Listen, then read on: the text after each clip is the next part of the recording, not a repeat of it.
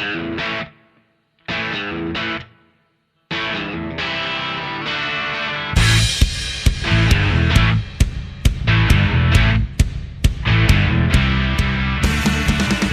everyone. Welcome to Free Kick, the AFLW Fantasy Podcast.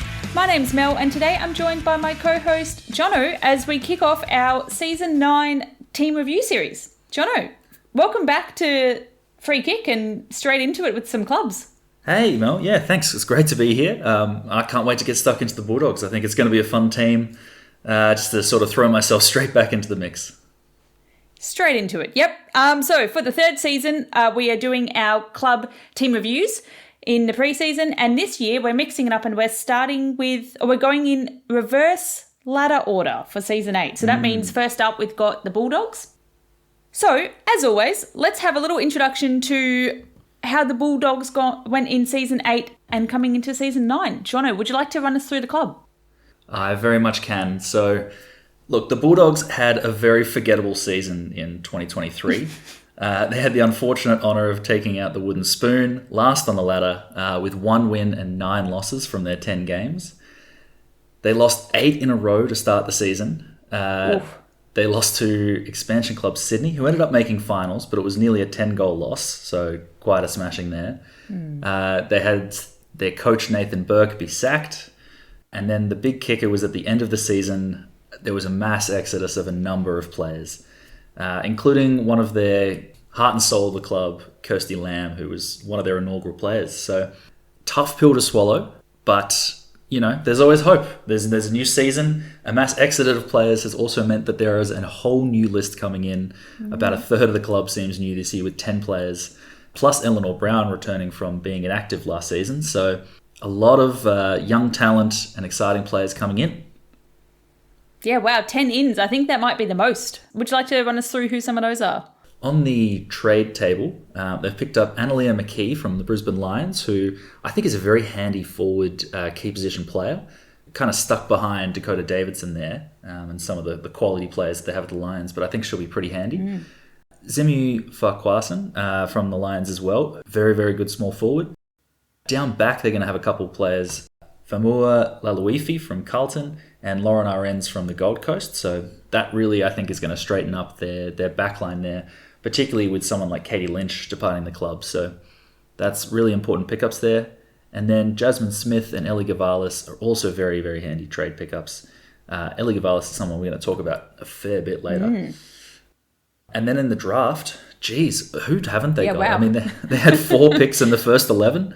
You've got Christy Lee Weston Turner as the number 1 pick, Brooke Barwick at number 4, Elaine Grigg at number 6, Chloe Budafont at number 11. And I suppose for people with a good memory, Georgia Borg was picked up as sort of a rock backup at number 48. Used to play for Port Adelaide from memory. The Bombers? The Bombers. That was right, the Bombers. Yeah, yes. It was an expansion club. Yeah, but I think our first season running the pod, we were very much looking at her as a bench option. Yeah. So that's going to be interesting to see if she gets a game.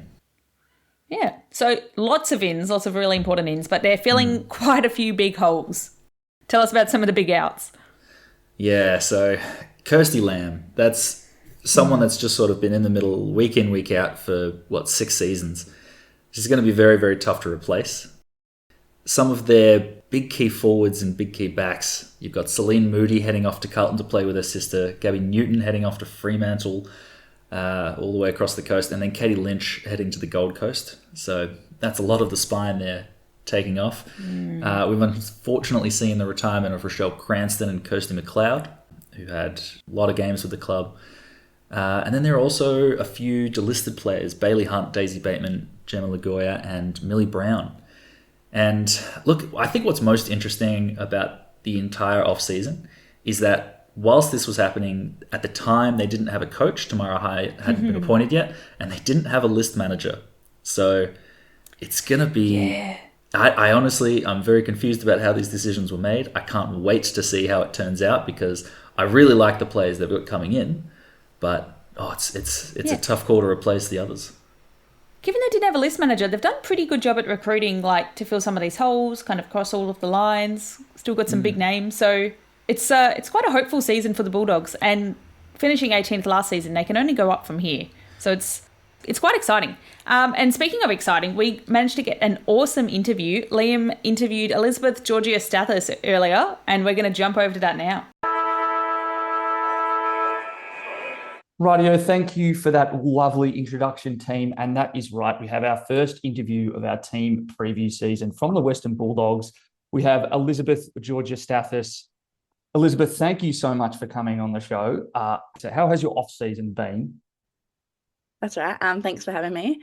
My off-season has been pretty good. Obviously got stuck into footy training and the pre-season pretty early. Obviously, we start a bit later on in the season and on the year, sorry. But no, it's been really good. Got a little holiday away over to Europe, which was nice just before the season, just to refresh and get a little bit of a holiday over there. But no, it's been really good so far. And was that holiday as a celebration after getting your 3-year extension, which I saw that you signed in the off-season, or was that in advance of or during? Was that your way to celebrate? It was probably during a little bit. It was sort of like a pre-planned holiday. We'd planned it 4 years ago during COVID, but COVID happened. So yeah, it's sort of. But I sort of found out that information just before I left. So it was sort of a nice little getaway. That sounds terrible. Oh, I've got a job extension and a bit of a raise before going on my holiday. Oh, must be awful. Yeah. So wanted to talk about 2023 for you. When prepping for this interview, I was like, Elisabeth Georgostathis, the defender. And then I'm like, maybe do I call her a defender and a defender or forward? Or do I call her midfielder, defender or forward? In your own words, what position did you play last year? If you had to try and describe it. Probably a mix of all, but probably mainly a defender. Sort of changed into that role. Is that your preferred position? Because I know that doing some research, you played that as a junior. Yeah. Yes, I played it my last year, I think, at the Western Jets. And then, I suppose when I got drafted to the Bulldogs, I was in the midfield for quite a few years. And then I think it was 2022 in the second season, I sort of moved over to the back line and spent, last year in the back line. But no, I really love it in the back line. So for now. So I'm really happy there. Yeah. Well, you're, moving in positions. I noticed there was a couple of games where you had some high centre bounce attendances as well. Would you say that 2023 was probably the most tumultuous of your 5 AFLW seasons to date? Yeah, for sure. I think obviously it came with its ups and downs and stuff, but it also came with a lot of learnings. But it was like, I look back at it now and I'm still proud of how we went as a team and stuff. So yeah. That's completely understandable. And you talk about there's probably a lot of learnings. You're probably also going to have a whole lot of new learning at the moment. You've got a new coach. What are your initial thoughts on Tam Hyatt? And are there any new points of emphasis or some things that are really hitting home that are a bit different from your previous coaching regime? Yeah, for sure. I think bringing on Tam, I think it's just sort of given us a new start, fresh start, along with other new coaches, new players as well. But no, she's really driven the connection. Since the day she's got here, she's made the effort to get to know everyone and just push the training standards really high and expectations to follow at those elite levels. So, no, she's been really good. And I'm just excited to see what we can do for the season. Yeah, and it's definitely going to be an exciting season. Definitely going to be a lot of change, particularly in, as you've said, backline. You've lost 2 key cogs from previous seasons, and at least last season, Gammy Newton's gone across to Fremantle. Katie Lynch has gone up to the Gold Coast. Obviously, those in experience, and that's a pretty big loss for the team. I would say, though, you've gained a substantial amount of experience with Lauren Ahrens and Mul Alawifi. What's it been like gaining those, more experienced AFLW players back there? And how is the backline group gelling at the moment? They've been really good. Both Lauren and Mua, they've been playing footy for a while. They obviously have that experience, and just to hear them and their feedback, and every training session they always got something new to say and some new feedback or whatever it may be. It's just great to hear their thoughts and their insights as to, how we should be playing and how we can connect better as a backline. So, and I think, we have a bit of a younger backline. So I think, bringing them two on has been really good, just to help with learnings and stuff and get more out of it. Yeah, definitely. And are they going to be playing kind of the roles they've played at previous clubs? So Mua's typically been a lockdown defender. Lauren has played a bit of lockdown and also as an interceptor. Are they both going to be filling similar roles in that back line this year? Maybe, I presume so. I'm not 100% sure yet of their roles, but yeah, I think it's just a bit nice this year to have taller players. I suppose last year we got caught out a bit with the smaller players being on tools. But no, it'll be nice to, I suppose, make the height level a bit more similar. Yes, I definitely noticed watching a few games with yourself and Naomi Ferris playing on some fairly taller players, and definitely it's never easy watching something like that happen. I've played sport myself, and playing as a defender when you just can't win because of size is always disappointing. Yeah. Another player that I wanted to talk about, and she may not be playing in defence for you guys this year, but Cleo Butterfin, who's come across as a draftee, she was playing as a key position player in her juniors. Is how she slotted into the team so far? Oh, she's slotted in seamlessly. She's actually amazing. You wouldn't believe that she's only 18 years old. Like, I look at her, I'm like, whoa, like, how are you 18 and stuff? I know she hasn't played many games, but it doesn't look like that at all. Like, off the field in the gym and stuff, she's lifting heavier than some of the top girls in our club. So it's really great to see her, and it's exciting to see what she's going to be able to do this year. I'm really excited. Yeah, as are we as AFLW fans. Now, we can't talk about rookies and excitement without talking about Chrissy Lee Weston Turner, the double hyphen. 2 questions. 1, how's she gone fitting into the club? And 2, has she got a nickname yet? Because it is a mouthful. As content creators trying to fit that in, everyone, we want to talk about the Bulldogs. First of all, yes, she's fitted in seamlessly. She's a bundle of energy. She's probably one of those annoying teammates where they don't shut up and stuff. But nah, she's good fun and stuff. She brings good energy, good vibes to the training track. And yeah, she's another exciting player, and I'm excited to see what she brings out into the field this year. And yeah, probably her nickname, I think we've just gone to Westo. Nothing too exciting yet, but I know something might develop over the next few weeks or in the season. Happy to run with Westo, and very keen to see how she'll play this year. Where is she going to be playing, given that she played as a midfielder and as a forward as a junior? I reckon she's just probably looking at between those two lines still, just trying to figure out where she fits in, where she likes better and stuff. So yeah, probably between one of those two lines. Okay, well, that you've been very cagey there. You're not giving too much away, but we'll be watching on in earnest in the preseason matches to see where she ends up lining up. The other, well, if we're going to talk about midfielders in the rookie class as well. You've got Brooke Barwick, who I presume is going to be a midfielder. Feel free to correct me. She's another high draft pick, went at pick 4. What's your impression of her so far? Yeah, it's different. All the new draftees are so different in their own way. Brooke, she's come across like she's quiet, a bit shy and stuff, but she's slowly coming out of her shell, which I love to see and stuff. But obviously coming off her ACL and stuff, she's, I think, now back into full training with us and doing full trainings, like drills and stuff.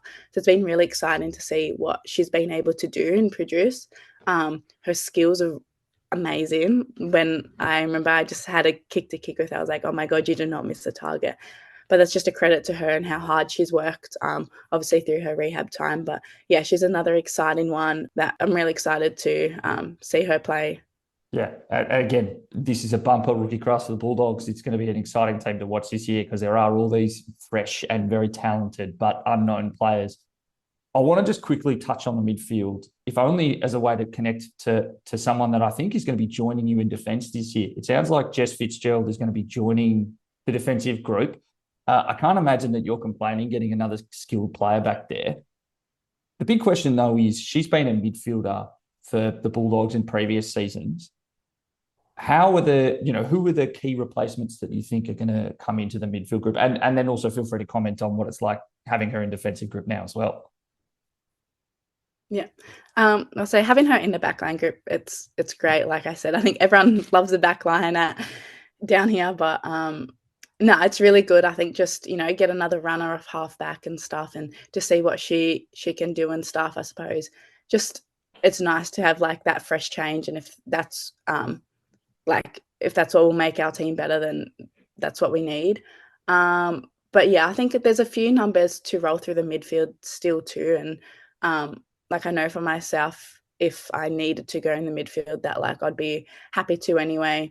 But yeah, I think again with those new draftees coming in, I think it's just we have a wide variety of differences in the midfield that can actually play and play to their strengths and stuff. So I think it's exciting and stuff, and I think we are still just learning how to play as a team. Obviously, we've got a big new list change and stuff, so I think it's just we're learning how to play as a team and finding out how we fit in these different positions.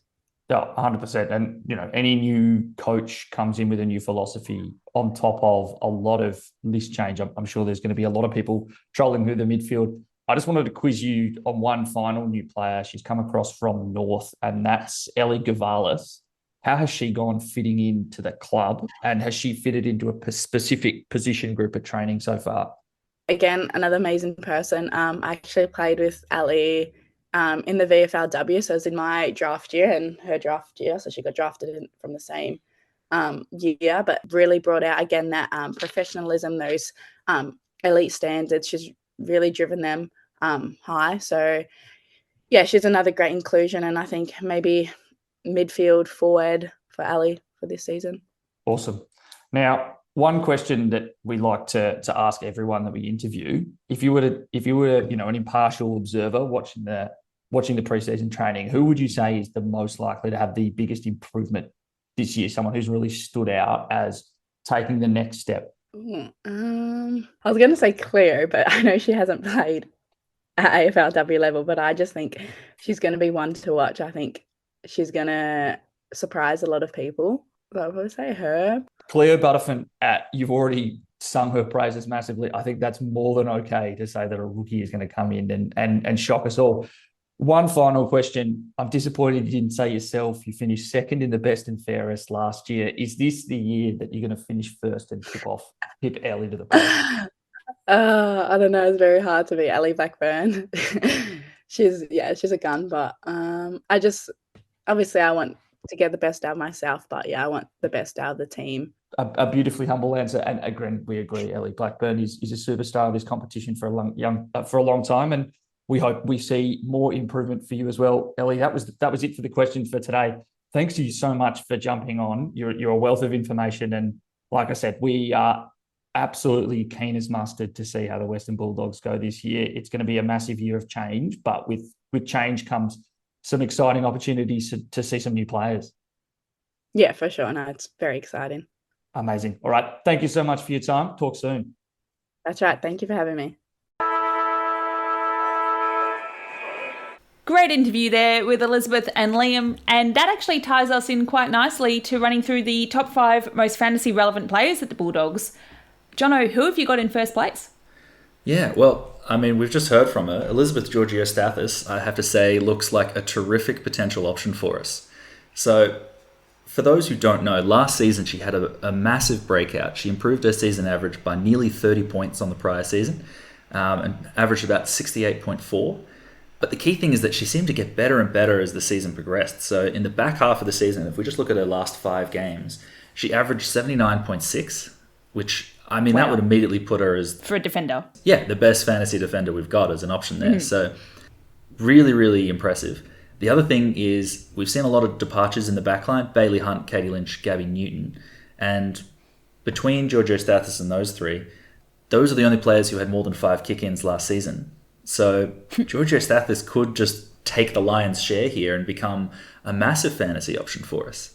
The only asterisk that I really have on this is we're going to see a lot of new faces in that backline, and everything's going to be thrown out. So what do you think, Mel? There is always the potential that change is great for fantasy, but too much change, maybe a bit of chaos, and a lot of change in players, but consistency in coach could be okay, but everything is new. So while that makes a lot of sense, yeah, I don't know. It does sound like a pretty good lock, though. I think she finished second in the Bulldogs' best and fairest, which is, Yeah, I think, a that's- really good sign that, those who are around really value her in the club. I still feel like if she can put up anything similar, she's a very good chance to be in the top 5 defenders come the end of the season. Yeah, it does feel massive, though, to have such a huge point improvement 2 years in a row. I mean, she's still quite young. It's even if she just backed up and averaged the exact same, I think she'd be likely to be in the Yeah. top 5. She was already up there. I think the only thing that we didn't see from her last year was she was mid only, and this is her first year as defender. So Yeah, that listing really helps, especially if she does run through the midfield as well. I think a lot of people would have been surprised to see her back there at the top and gone, where was she last season? I don't remember this person at all. But now that she's got that status, it becomes a very tempting option. And to be honest, I think she's very likely to start for me as D1. D1. Nice. I like it. I can see her in my starting side, but I can't say I've put as much thought into that as you and Liam have. Okay, so number 2. Number 2 is Ellie Gavalis, who it's such an interesting pick because she's got forward status, and forward is a line that we are really struggling to pick players on. Very much was stuck behind a lot of talented North Melbourne midfielders and didn't get the midfield time that I think she wanted. I'm pretty sure that's why she's changed clubs. And as we just heard from Elisabeth, she is definitely training a little bit in the midfield, a little bit forward as well. Role seems to be unsettled, but if we can see a little bit more of Gavalis in the midfield, she definitely has the talent to be a breakout contender in our forward line. Yeah, and only priced at 40. It's so cheap, isn't it?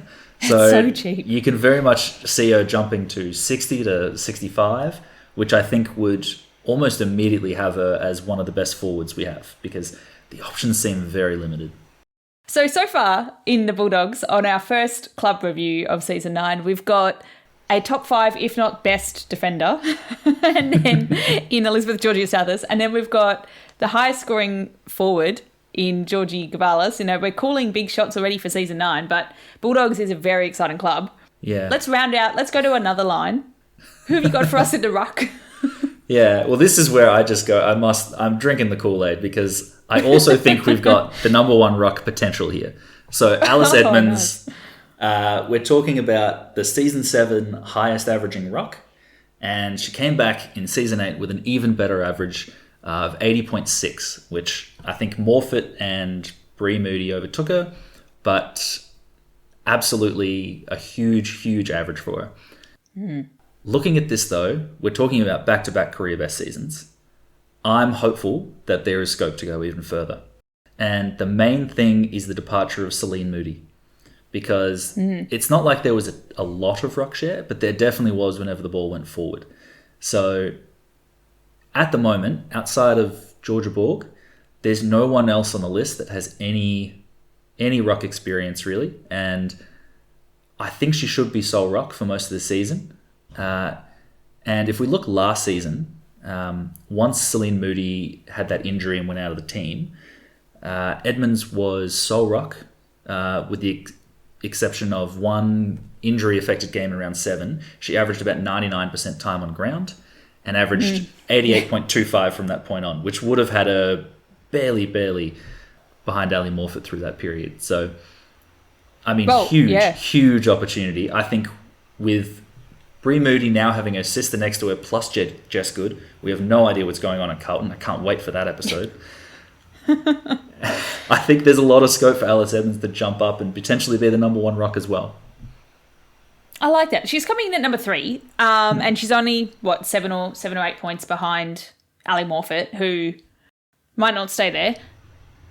It's a very small gap.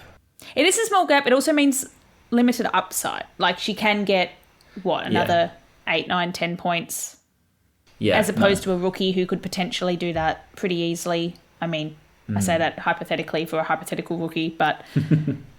No, you're right. We have been blessed by a lot of very, very cheap rucks. And so we're looking, there's a few options this year. Someone like Lily Pearce could be really interesting. But unless someone really jumps out, if you want to just go with the set and forget strategy, I think this is the one that you could really, bank on. The only question mark, and it again's come back to what were they doing without a list manager? The Bulldogs very heavily chased Ali Morfitt in the off-season. What does that mean? They're looking for another ruck. I think they've already got one of the best in the competition, so I was very surprised that they did that. But also, who did that? I don't understand. That is a very good question. I think Alice Edmonds is undervalued just as a player, as a person, not necessarily fantasy-wise. So I really want her to be someone that we talk about all the time because I think she's great. So I like this call. Yeah. Number 4, bit of an interesting one. So back to the back line. What are we thinking? Yeah, so 2 of the players coming in the back line, we've got Lauren Arends and Mula Lawifi. And I think they are both very, very good options if we want a cheap defender. Starting with Lawifi, we've got someone priced at 380k, which is exceptionally cheap, somewhere priced around the 30 average. But she has a career best average of 45.7, so very much some upside there. I think the more interesting one, though, is if we pay up just slightly more for Lauren Arends, because she's coming in very cheap at an average of about 39, which she has career best seasons of 55 and 67, and that was way back when Gold Coast were first introduced to the competition. And I mean, let's be real, they were probably in a similar position to where the Bulldogs are now, where we're expecting them to sort of be developing this new group together, and the ball was spending a lot of time in the back line. So here, I think as an intercept marker, she could really, really do very well as a fantasy player. She could potentially jump into that kick-out routine that she didn't really have as much of at the Gold Coast. This is also back when the games were much shorter than they are now. They only extended the quarters last year. So if she goes back to that sort of a score, we could see something in that 65 range, I think is fairly realistic. And that's, 26 points of upside. So someone that I'm very strongly considering. Yeah, I like this option. There were definitely moments last season where Will and I were chatting about which players from the Gold Coast backline would be good options and kind of like mid-price madness. There was a few, and none of them really had enough airtime on their own to be a viable option. Lauren Arends definitely had some good games in there. I think a few decent scores in the 50s or so. So I like this idea of with the change of club comes more opportunity. Yeah, makes sense to me. Yeah, I think it's always tough picking someone when they've come off nearly a career low. But I think that's sort of the reality of being a lockdown defender sometimes, is you can just kind of get stuck into a role. And the Gold Coast were very good last year. The ball didn't spend as much time down back as it usually does. So could be it's an option that I'm really tempted by. I like it. And number 5. Number 5, we are still in the back line because that's where there is so much change happening. And that's where the ball will be too. Exactly. I think it's going to be really interesting here. But we've heard in the off-season that Jessica Fitzgerald is making a bit of a positional change this off-season, and she's heading to the back line. So she is a mid only, and she's priced around 64. So it's a little challenging for someone to pick this as a fantasy player. But we're gonna try and make the argument because there is potential here. The ball is going to spend a lot more time down back, and it sounds like they want her there as a little bit of a distributor, which means there's a good chance she's also going to get involved in the kick-ins. And if the ball is down there, she could be getting a lot of tackles. She could be, clearing packs and sort of that first kick out of defense. So I think really interesting to see how she goes down there.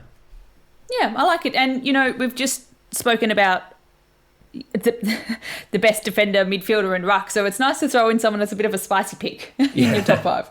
Yeah. If she had defender status, I think I would be a lot more keen on it. The mid only is really the only drawback here, because I think very likely to go a 65 to 70 average again in my mind. I like your classification of mid only as if we had DPP. Well, yeah, I'm hopeful. It's coming soon, I believe. Yeah, nice. Yeah. So for the Mel special, I got to start by, I'm not a rule follower, so I'm going to start the Mel special with the absence of a player before I get to the actual special. And that's the absence of Ellie Blackburn from this list. She was on there. She's been taken off, mostly because there's just so many other relevant players that we wanted to talk about. I mean, Ellie Blackburn, she's been around for a long time. She's a pretty known quantity because of her presence in the media, so even new fantasy players are going to know of her. But probably not one of the top 5 most interesting players at the Bulldogs, just because She's going to be pretty busy leading this new club with a lot of change, new coach, new everything else going on. So probably not going to be the most fantasy relevant option. Although she was someone that a lot of people had last season for a couple of rounds or so, and she could be like a fixture option. So we still think that she's a great midfielder, fantasy-wise, but and she could be like a nice known entity pickup mid-season, but probably not the most exciting. Yeah, I think she's traditionally someone that seems to start the season quite well. So I think as a left field pickup, you could sort of start there and hope she goes 100 or a little higher in round 1. But yeah, absolutely not as relevant as these other names. Yep. But someone that is quite relevant is the competition's number 1 draft pick, the double barrel, Christy Lee Weston-Turner, who's come over to the Bulldogs as forward. She's an interesting one because she's going to be listed as a forward in the game, although from what we can read about her, she plays both mid and forward. She's known for her aerial abilities, which to me says marks, good points. She's also known for her speed, so she can be rotating through that midfield, which we love to see for someone that's listed as a forward. She also, with her height, I think 178 centimetres or something quite tall, she's going to be good to fill that gap that was left by the forward departures. And I know you mentioned earlier the gap left by the departed defenders, but I feel like there's just everyone has departed from the Bulldogs. We saw Celine Moody, Gabby Newton, Michelle Cranston, Kirsten McLeod all depart. That's a lot of that forward talent there. So there's definitely a role for her to be starting straight away. No, absolutely. I think she's so talented, and the Bulldogs are going to do everything in their power to make sure that wherever she's playing, she's around the ball as much as possible because the limited highlights that we've seen are just incredible. Yeah, it's just all on her. She looks like a one-woman show.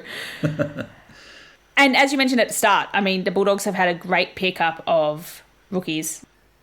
Yeah, I think the amount of rookies that they've got, really, really talented players coming in. You've got Brooke Barwick and Elaine Grigg, who are sort of that mid-forward mix, slightly different players. I think Brooke Barwick is much more of the tackler and Elaine Grigg is much more speedy and very, very talented.